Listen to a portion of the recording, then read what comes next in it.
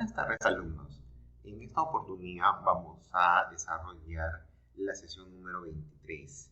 En este caso vamos a hablar un poquito sobre el primer gobierno de Fernando Belaúnde Terry, entre los años de 1963 hasta 1968.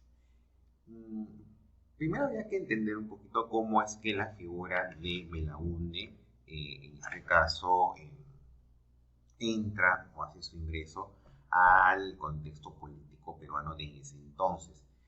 Fernando Belaúnde Terry había estudiado en la Universidad de Austin, en el estado estadounidense de Texas, y era un destacado profesor en la Escuela Nacional de Ingenieros. Representaba a una nueva capa de profesionales alejados de la oligarquía y que en buena cuenta eran una manifestación de las nuevas clases medias urbanas que buscaba la modernización del país, un cambio de la política autoritaria y la conquista de nuevos derechos políticos y sociales. Entonces, la erupción de Belaúnde, en este caso, brinda en este caso un aire nuevo, ¿no? Entonces, los votantes de ese entonces ya estaban un poco cansados de políticos oligarcas, como por ejemplo Manuel Prado Gateche, o al contrario, en este caso, militares represores como Bolívar. Entonces, se necesitaba sangre nueva, y Belaúnde Terry, en este caso, representaba ese perfil, ¿no? Era alguien de clase media, que tenía algunos acceso a ciertos beneficios, y sobre todo en este caso era alguien que se veía como una persona del mundo, ¿no? Porque había estudiado en el extranjero, ¿no?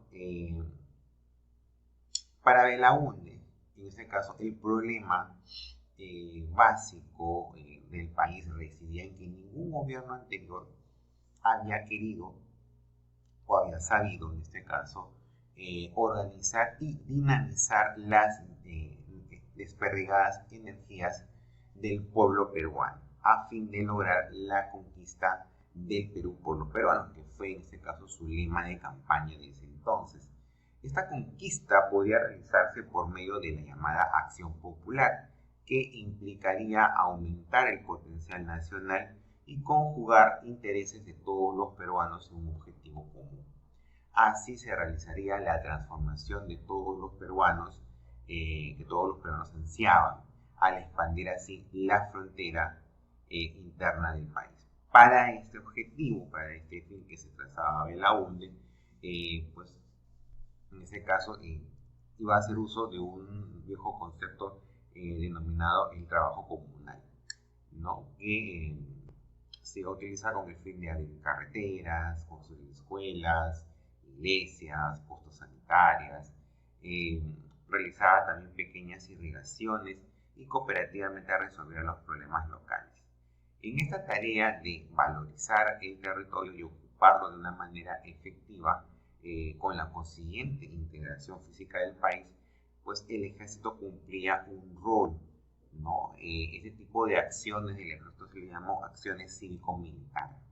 Es decir, en este caso, para el funcionamiento del plan belaundista era importante esa tríada institucional entre el gobierno ejecutivo, las fuerzas armadas y el pueblo. Estos eran los ejes que constituían, en este caso, este dogma denominado la conquista del Perú por los peruanos.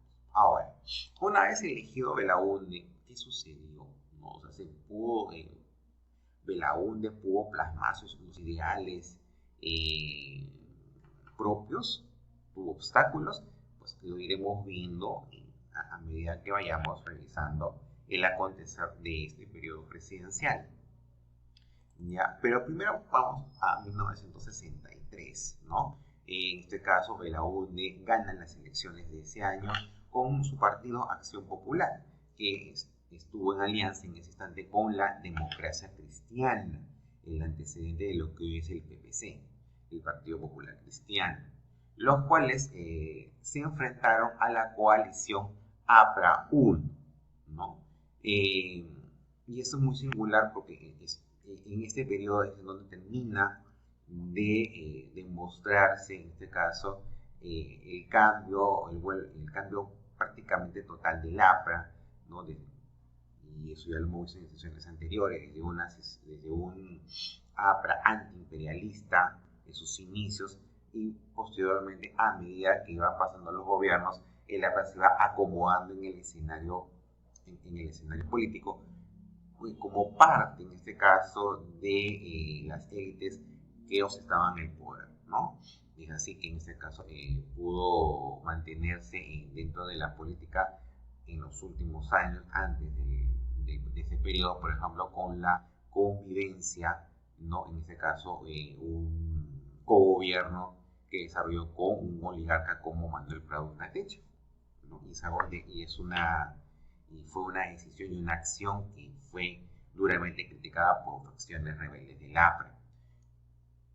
Ahora, y en todo caso, las facciones rebeldes terminan por escindirse, por alejarse un poco de la práctica, la práctica de Víctor Raúl Aya de la Torre, cuando en este caso el APRA se une ante su antiguo verdugo. Recordemos que Odría en este caso, en sus 8 años de régimen, reprimió duramente al APRA, ¿no? Pero a pesar de ello, el APRA, en este caso, para mantener cierta cuota de poder, termina aliándose con su antiguo verdugo, ¿no? Ambos, el APRA y el UNO, en este caso, terminan formando una mayoría en el Congreso, la que a partir del cual desarrolló una persistente acción de obstrucción a las reformas del régimen belaunista.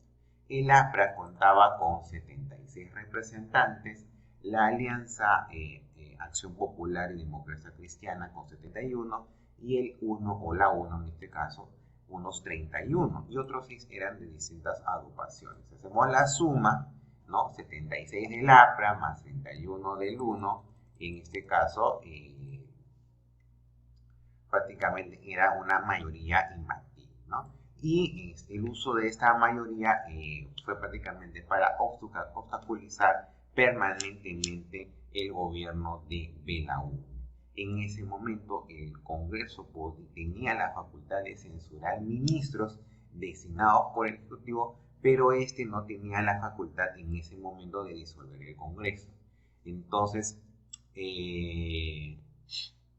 esa figura de desaprobación de ministros se llamó, ¿no?, la censura, y generó pues un conflicto entre ejecutivo y legislativo. Una de las medidas más trascendentales de Belaúnde fue el llamado a elecciones presidenciales, rompiendo así una larga tradición implantada desde el régimen de Leguía, en el cual el gobierno central era el designado o el encargado de designar a los representantes locales.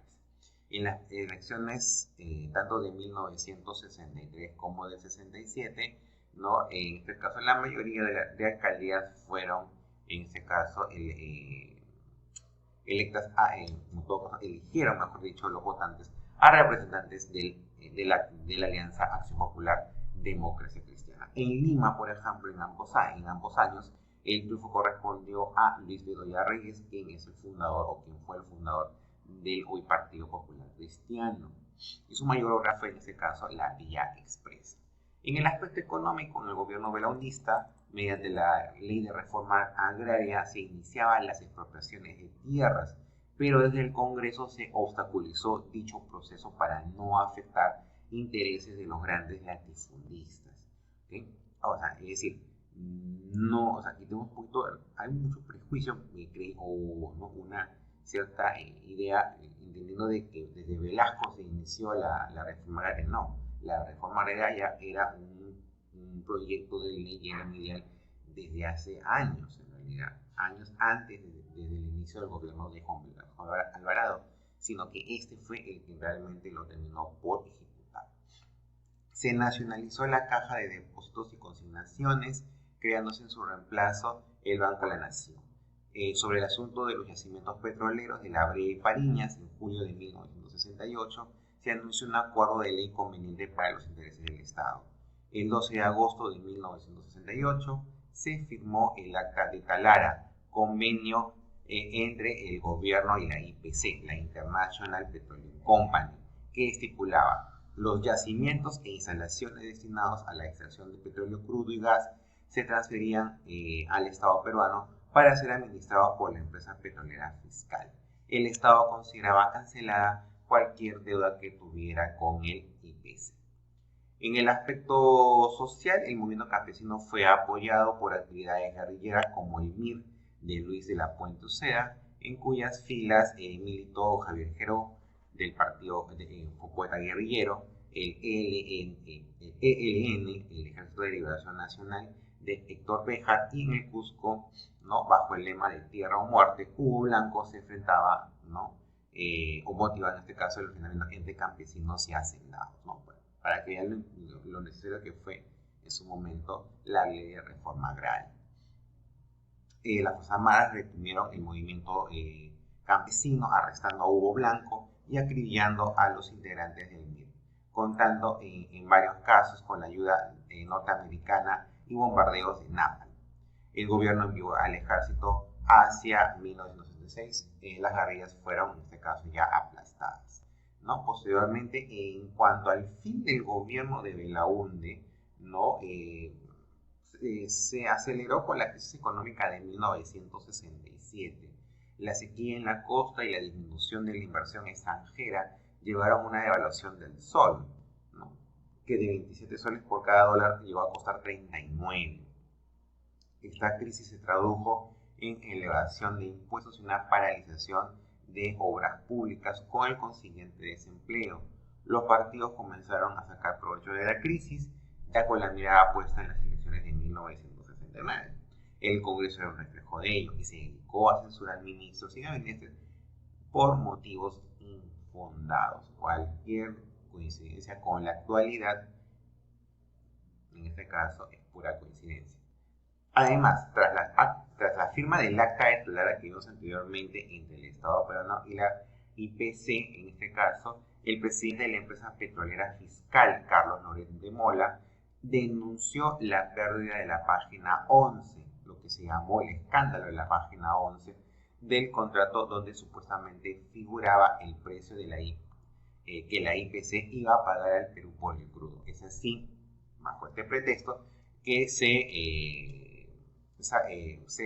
organiza, en este caso, un golpe militar o otro más en el país, dirigido en este caso por el general Juan Velasco Alvarado, quien envió a Fernando Belaúnde Terry al exilio, exactamente a la Argentina. ¿Ok? Entonces, el periodo berundista fue un periodo, en este caso, inestable, tanto política como económicamente, ¿no? Y en este caso,